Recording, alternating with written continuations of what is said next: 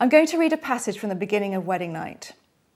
Lottie and Richard have gone out to lunch, and Lottie thinks Richard has just asked a very important question.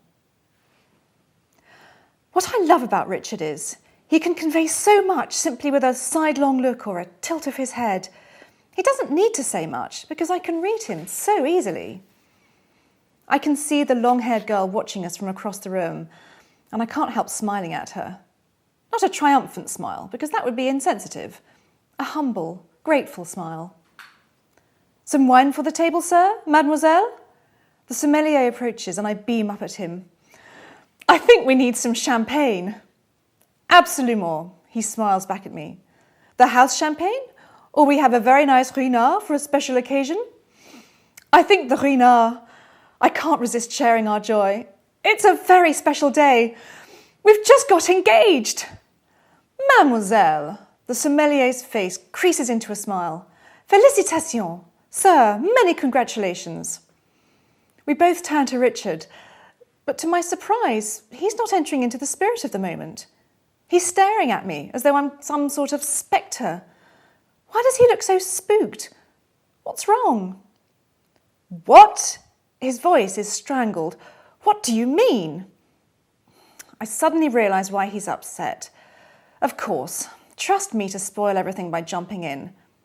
Richard, I'm so sorry. Did you want to tell your parents first? I squeeze his hand. I completely understand. We won't tell anyone else, promise. Tell them what? He's wide-eyed and starey. Lottie, we're not engaged. But I look at him uncertainly. You just proposed to me, and I said yes. No, I didn't. He yanks his hand out of mine. OK, one of us is going mad here. The sommelier has retreated tactfully, and I can see him shooing away the waiter with the bread basket who was approaching again. Lottie, I'm sorry, but I have no idea what you're talking about. Richard thrusts his hands through his hair. I haven't mentioned marriage or engagement or anything. But that's what you meant. When you ordered the champagne, and you said, you tell me. And I said, with all my heart, yes. It was subtle. It was beautiful. I'm gazing at him, longing for him to agree, longing for him to feel what I feel. But he just looks baffled. And I feel a sudden pang of dread. That's not what you meant? My throat is so tight I can barely speak. I can't believe this is happening. You didn't mean to propose?